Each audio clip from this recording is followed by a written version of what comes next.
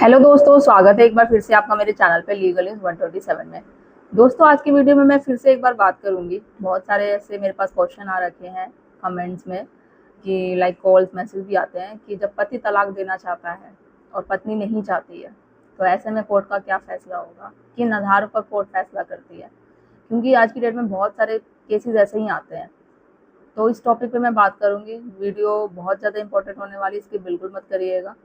और चैनल पर नए जुड़े हैं तो चैनल को लाइक करना, शेयर करना, सब्सक्राइब करना बिल्कुल मत भूलिए। साथ ही बेल आइकन दबा दीजिए ताकि आपको टाइम टाइम पे मेरी वीडियो की नोटिफिकेशन मिलती रहे। तो चलिए चलते अपने टॉपिक की ओर। जैसा आप लोग होता है, पति तलाक देना चाहता है, पत्नी नहीं चाहती, तो क्या होगा कोर्ट का फैसला। या फिर पत्नी भी चाहती है या पति नहीं चाहता, तो किन आधारों पे कोर्ट है जो फैसला करती है। ठीक है, तो देखो मोस्टली जो होते हैं, जैसे आप सबको पता है, पहले मैं बता दूं तलाक कितने प्रकार के होते हैं। तलाक होते हैं दो तरीके के। फर्स्ट होता है mutual aware, second contested aware. Mutual में जैसे हम आपसी सहमति से तलाक कहते हैं, अगर दोनों पार्टी रेडी होती है, आपसे समझौता कर लेती है कि उनके बीच कोई डिस्प्यूट नहीं है, कुछ नहीं है, बस वो तलाक चाहते हैं, क्या लेन देन है, कितना मेंटेनेंस देना है, क्या है, बच्चे का क्या फ्यूचर है, क्या किसके पास बच्चा रहेगा क्या नहीं, वो सब कुछ एक डीड वीड बना के अपने तरीके से दोनों पार्टी आपसी सहमति से तलाक कर देती है। तो उसमें माना जाए जब पूरा प्रोसेस हो जाता है तो 1 महीने 1.5 महीने के अंदर अंदर तलाक हो जाता है। और ये माना जाए जो म्यूचुअल डाइवर्स होता है, ये बहुत ही रेयर केसेस में होता है, मतलब बहुत ही आजकल इंडिया में बोला जाए तो बहुत ही कम है होते हैं।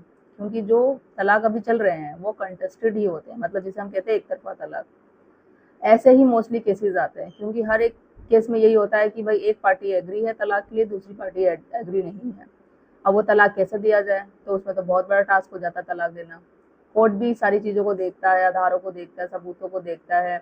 अगर बच्चा है अगर आपके साथ, तो बच्चे का फ्यूचर देखा जाएगा कि भाई बच्चा किसके पास सिक्योर है, माँ के पास है या फादर के पास है, कि उसका फ्यूचर क्या होगा अगर तलाक हो जाएगा। तो इस केसों में क्या करता है, पहले कोर्ट ये देखता है कि तलाक ना ही हो, क्योंकि बच्चों को माँ बाप दोनों की ज़रूरत होती है आगे जाके फ्यूचर्स में। अगर एक के पास रहेगा तो वो पिता के उससे वंचित रह जाएगा, नहीं तो पिता के पास रहेगा तो माँ की उससे वंचित रह जाएगा। तो बच्चा अगर होता है तो उसमें तलाक लेना बहुत बड़ा टास्क हो जाता है। कोर्ट यही पहले कोशिश करती है कि तलाक ना हो, दोनों में अगर सुलह हो जाए, सब समझौता हो जाए तो वो ज़्यादा सही रहता है। बट ऐसा होता है कि भाई पति पत्नी रहना ही नहीं चाहते हैं, कोई बात ही नहीं है कि दोनों साथ में रह सके, उन दोनों का पट ही नहीं रही है तो क्या करे।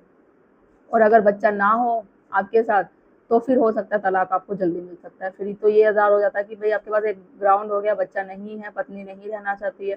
अब तलाक लेने के कंटेस्टेंट में देखो बहुत सारे ग्राउंड होते हैं। अब उनको करना क्या है, आपको प्रूव करना पड़ता है। एक तो अगर देखा जाए, एक तो डाइजेशन के बेस पे, अगर आप दोनों का सेपरेशन है बहुत साल से, 2 साल से ऊपर, जैसे लास्ट टाइम मैंने वीडियो बनाई थी आपको बता दिया था, डाइजेशन की डेट, स्पेसिफिक डेट होनी चाहिए। ठीक है, और वो आपके पास होगा या आपने कोई केस कर रखा होगा सेक्शन 9 का, या पत्नी ने कर रखा होगा, उस पर डेट मेंशन होगी, तो उस डेट से काउंट होगा आपका डाइजेशन, तो उस बेस पे आप तलाक ले सकते हैं। सेकंड थिंग, आपको पार्टनर की कोई बीमारी हो, कोई गंभीर बीमारी हो जिसके साथ आप नहीं रह सकते, तो उस बेस पे आपका तलाक हो सकता है। थर्ड, आप मान सकते हैं कि लाइक एडल्ट्री में हो आपका पार्टनर, पति हो या पत्नी हो, आपको पता चलता है कि भाई आपकी पत्नी एडल्ट्री में है। अब ये बहुत सारे क्वेश्चन किए जाते हैं, एडल्ट्री में प्रूफ कैसे करें। देखो इस चीज़ में आप इलेक्ट्रॉनिक जो एविडेंस होते हैं वो देख सकते हो, चाहे वो ऑडियो हो, वीडियो हो, व्हाट्सअप चैट हो, जीमेल हो, फोटोज़ हो, कुछ ऐसी वीडियो फोटो आपके पास आ गई हो। अब बहुत सारे हस्बैंडों का या बहुत सारे ये क्वेश्चन होता है कि नहीं, इलेक्ट्रॉनिक एविडेंस तो कोर्ट में लिए ही नहीं जाते हैं, नहीं लेता है। तो देखो क्या केस है, किस तरीके से हमें केस की तैयारी करनी है, आपका क्या केस है, कि अगर वो सही तरीके से आप तैयारी करोगे ना, सही तरीके से किसी एक्सपर्ट से, अच्छे वकील से एडवाइस लोगे, कोई अच्छा एडवोकेट हायर करोगे, या पूरी सॉरी अच्छे से पूरा जांच पड़ताल करके केस करोगे ना, अगर कोई भी चीज़ हमें काम करना है, स्टार्ट करना है, ठीक है, तो पहले तो हम उसकी पहले करेंगे ना इंक्वायरी कि क्या है, कैसे होता है, क्या नहीं। अब डायरेक्ट जाके आप एविडेंस सबूत कर दोगे, ये देखो मेरे पास ऑडियो और वीडियो कोर्ट में, तो कोर्ट ऐसे थोड़ी ना मानेगा। आपको क्या करना है, इलेक्ट्रॉनिक्स एविडेंस सब आगे देने से पहले आपको 65G की एप्लीकेशन देनी होती है कोर्ट में। उसके बाद कोर्ट आपकी इलेक्ट्रॉनिक जो एविडेंस है वो एक्सेप्ट करेगा, ऐसे नहीं करेगा। तो हर एक तरीके का प्रोसीजर होता है, उस प्रोसीजर के हिसाब से, रूल रेगुलेशन के हिसाब से आप चलोगे तो कोर्ट भी देखेगा। अब पति सारे यही बोलते नहीं, तो कोर्ट तो हमारी सुनता ही नहीं है, पति की सुनता ही नहीं है, पति के पास वो राइट्स ही नहीं है, अधिकार ही नहीं है, हम कुछ भी बोल ले कोई हमारी नहीं सुनता। पत्नियों की बात ही सुनी जाती है, पत्नियों की बात ही रखी जाती है, और लास्ट में मेंटेनेंस देना ही पड़ता है, तलाक हमें मिलता ही नहीं है, हम पिसते जाते हैं, हमारी कोई कार्रवाई नहीं करता, मेंटली फिजिकली परेशान होते रहते हैं। आप क्यों हो रहे हो? तो पहले बात है अपनी सोच को पॉजिटिव रखो। नेगेटिव सोचोगे ना तो नेगेटिव ही होगा, पॉजिटिव सोचोगे नहीं, हमेशा अच्छा सोचोगे नहीं, क्यों होगा? जब आपको पता है आपकी कोई गलती नहीं है, फालतू में आपकी पत्नी ने बिना किसी रीजन के झूठे केसेस कर दिए, वो जो 3 मोस्टली केसेस 498 डीवी और मेंटेनेंस का, तो आपको अपने केस में जीत करनी है। जब आपको पता है गलती नहीं है तो आप लड़ना सीखो ना, और पॉजिटिव होके रहना सीखो। अब टेंशन लोगे फिजिकली मेंटली, इससे क्या होगा? नुकसान ही होगा आप लोगों का। तो सोचो मत, पहले तो पॉजिटिव सोचो, नेगेटिव तो छोड़ दो। नेगेटिव सोचेगा, और ये फैक्ट है, नेगेटिव सोचते हो तो नेगेटिव ही होता है, और ये है, आप खुद देखो सोच के। पॉजिटिव सोचोगे ना तो पॉजिटिव ही होगा हमेशा। ठीक है, तो ये चीज़ है। अब देखो कोर्ट किस आधार पे, जैसे मैंने बताया तलाक आपका रजिस्टर के बेस पे हो गया, कोई गंभीर बीमारी हो पार्टनर के साथ, फिजिकल रिलेशन आपके ना हो रहे हो, क्रूरल्टी के बेस पे कि भाई मेरे साथ मैं परेशान करती पत्नी, या पति करता है मारपीट या जो भी है, इस बेस पे ही आधार किए जाते हैं। अब इस बेस पे एक तरफा तलाक लेना, जैसे आप सबको पता है, बहुत बड़ा टास्क होता है। तो उसमें आपको एविडेंस है जो कोर्ट में पेश करने पड़ते हैं, प्रूव करने पड़ते हैं। अडल्ट्री में हो जैसे, तो आपको दिखाना पड़ेगा सारे अपने करती है, किस तरीके से दिखाएंगे आप। देखो आपको पता चल रहा है कि आपकी वाइफ या हस्बैंड अडल्ट्री में है, रिलेशनशिप में है, तो आप एविडेंस इकट्ठे करो। कहीं जा रहे हो, आपको पता चल गया हो कहीं घूमने गई है, फोटो वगैरह इकट्ठे करो, ये किसी ने देख लिया हो, आप करो, कोशिश करो। क्योंकि देखो आप ऐसे बोल दोगे, बोलना एक अलग बात होती है, बट कोर्ट तो सबूत मांगता है ना। सबूत दोगे जब तो उसी आधार पे आपको तलाक मिलेगा ना।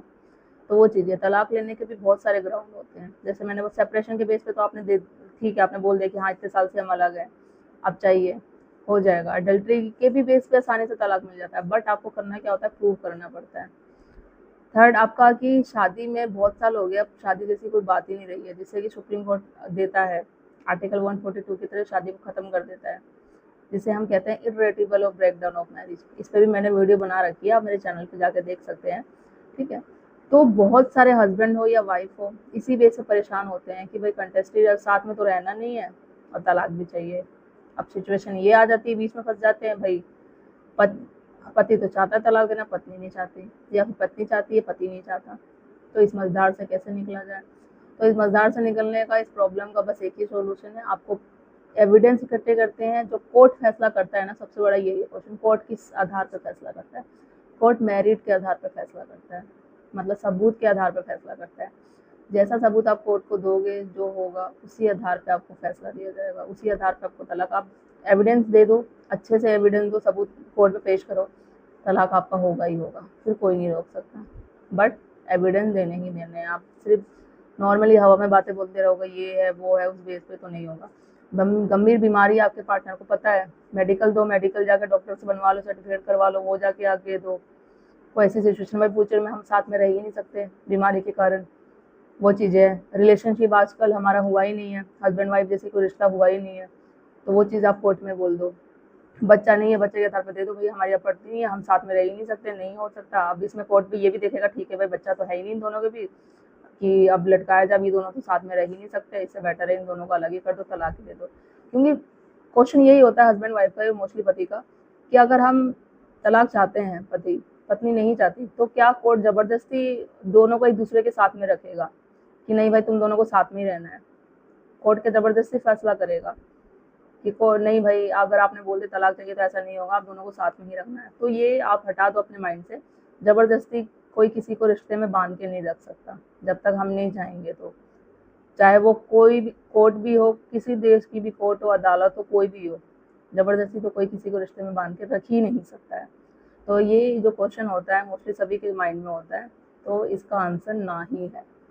तो ये आप बेफिक्र रहो, जबरदस्ती कोई नहीं कर सकता आपके साथ, नहीं रहना है ठीक है, डिवोर्स हो जाएगा, तलाक मिल जाएगा, बट आधार भी आपको दिखाना पड़ेगा, सबूत भी दिखाना पड़ेगा कि सजा आपको चाहिए, क्यों चाहिए, क्या रीज़न है आपको। आप परेशान हो गए फिजिकली, पूरे मेंटली, इस तरीके से कि ये सिचुएशन आ गई है कि आप अपने जीवन को ख़त्म करने की सोच रहे हैं। माँ बाप को आपके परेशान करती है पत्नी आपकी, बहुत तरीके से जीना आराम कर दिया है, कि झूठे पे झूठे केसेस लगा दिए। केसेस से भी आता है, अगर उसने झूठे केसेस जो भी आप पे लगाए हैं, बाद में जाके आगे सब प्रूव हो जाता है कि वो सारे झूठे एलिगेशन केसेस से, वो केसेस भी खत्म हो जाते हैं, तो उस आधार पे आप डिवोर्स ले सकते हो। या फिर उसने आगे जाके समझौता कर लिया, खुद ही बोल दिया कि हाँ मैंने जो केसेस लगाए थे वो सब झूठे थे, मनगढ़ंत कहानियाँ थी, ऐसा कुछ हुआ ही नहीं है, वो केस वापस ले लेती है, फिर आप जाके उस आधार पे तलाक दे लो। वो मान लो कि भाई आप देखो ऐसे झूठे केसेस कर सकती है, मैं लाइफ में कैसे इसके साथ आगे अपना बता सकता हूँ, तो मुझे रहना ही नहीं है साथ में। बहुत सारे ग्राउंड होते हैं, तो इन आधार पे आप कंटेस्टेड डाइवर्स भी ले सकते हैं, बट किस तरीके से क्या प्रोसेस है, कैसे आप अपने केस में आगे खेल लाइक जीतना है, लड़ना है, किस हिसाब से करना है, तो वो पूरा प्रोसेस के हिसाब से। कानून सबके साथ है, कानून सबके साथ इक्वल है, बस आपको समझने की ज़रूरत है। और मैं अपने अपने वीडियो के माध्यम से आप सबको बताती हूँ क्या है तरीका, किस तरीके से आप कर सकते हैं, अपने केस में जीत सकते हैं। तो कोई भी हेल्प चाहिए, नंबर मैं डिस्क्रिप्शन में देती हूँ, अपॉइंटमेंट बुक करके आप अपनी लीगल हेल्प ले सकते हैं।